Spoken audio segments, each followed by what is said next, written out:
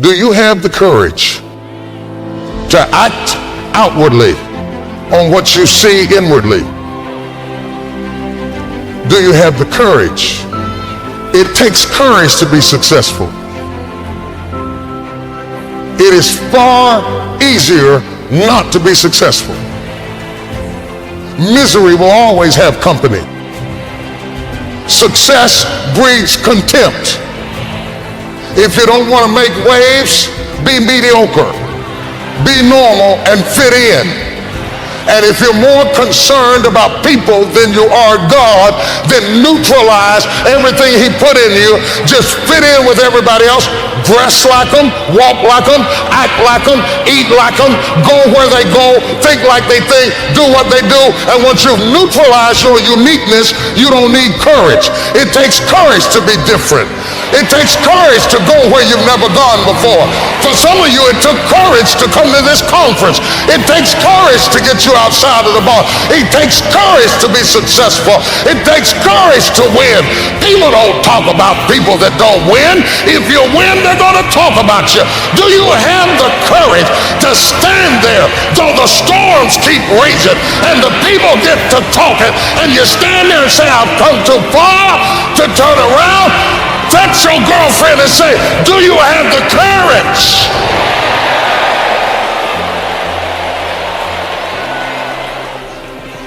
It takes courage to be exceptional. It takes courage to be wise. It takes courage to be rich. It takes courage to be educated.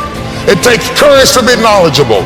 Because the moment you do, but you don't talk like you forgot where you came from. Look at you talking. It takes courage.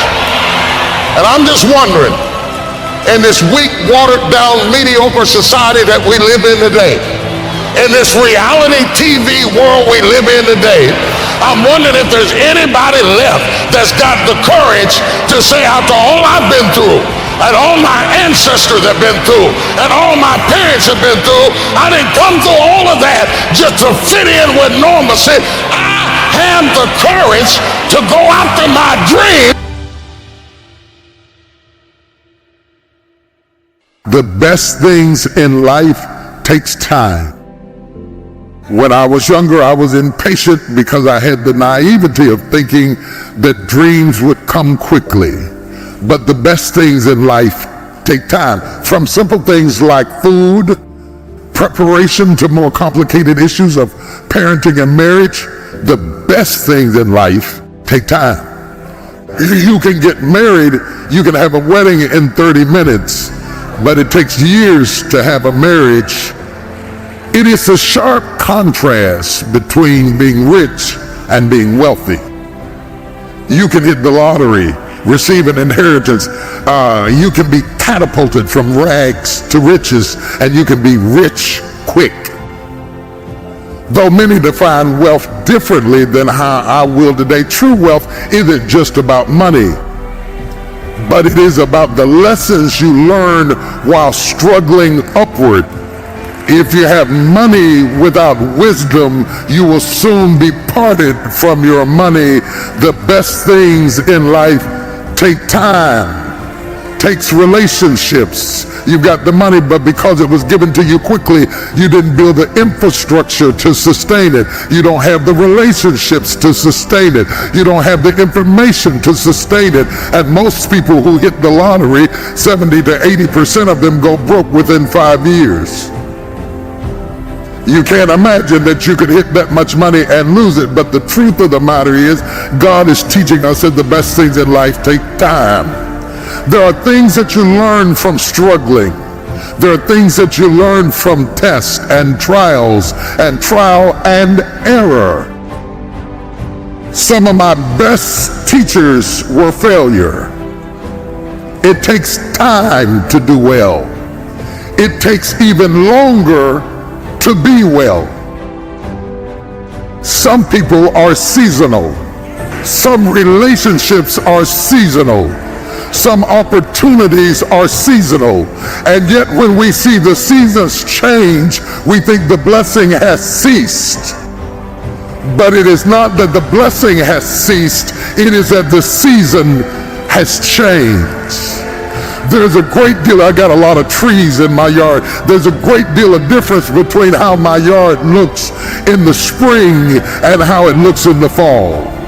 And by the time it gets to winter, quite frankly, the trees are ugly and barren and destitute. And if you came in the winter and saw it, you would have no idea of how beautiful it would be if it takes time. There is a time to be born, and there is a time to die. If I had time, I'd talk about they are very similar, birth and death. A time to plant and a time to pluck up that which is planted. Now listen to what he says. There's a time to plant and there's a time to pluck up that which is planted. Do you know the difference in your life? The difference between knowing when to plant and when to pluck. Have you ever asked God, maybe you've asked him when to plant, but have you ever asked him when to pluck up? Or are you intent on keeping that which is planted to the destruction of plucking up that which you have become accustomed to? You can't have a new season until you are willing to say goodbye to the season you had. I call it the art of letting go, the spirit of release, not wrestling, releasing. Some of you are wrestling to hold on to something that God is trying to take away from you, and you need to release it and simply let it go. That was that season. If you are still talking the way you were talking 10 years ago, I've got bad news for you. You have a deformity, a spiritual dysfunction that keeps your thoughts in one dimension. That means you can't fall in love with your thoughts. Because if you are stubborn with your thoughts, you delay your next season. I have watched some of the greatest people in every industry you can imagine. I've had the privilege of having relationships with people who were at the top of their game in just about every industry you can imagine. Those that leave the greatest impact understand timing. Timing is everything. You've got to understand it's timing in baseball. It's not just skill. It is the timing that causes the batter to be effective at swinging the bat. You can have the right swing, but if you swing at the wrong time, you won't have the impact that you should have had. Some of you are trying to do the right swing, but you're swinging at the wrong time.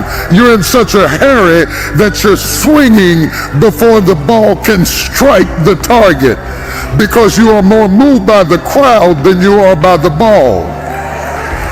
Timing is everything. Many people don't realize that not only is timing everything in baseball and baking, it is also everything when it comes to comedy or speaking or music. It's about timing. It's not just can you read music, can you keep time? It's not can you tell a joke, but can you time the joke? It's not can you speak a message, can you use timing to convey information? You can give great information out of time and be an incompetent speaker because you don't understand timing. Everything is a rhythm. Everything is a rhythm. God is a rhythm. Breathing is a rhythm. Circulation is a rhythm. Heartbeat is a rhythm. Pulse is a rhythm. Everything that is alive has a rhythm. Birth has a rhythm. A woman's body has a rhythm. God is telling us over and over and over in nature, in creation, in procreation, that timing is everything.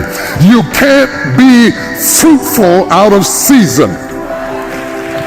Somebody shout, teach me to know my season. Help me with my timing. You can be right about what you said, but wrong about when you said it, and do more damage than you did good. It's not about right and wrong, it's about timing. Right information delivered at the wrong time can tear a marriage up. can cause a child to feel defeated, can stop a loan from going through, can stop the house from being built, can stop you from having the peace you ought to have. You're worried about being right. You need to be worried about timing. Timing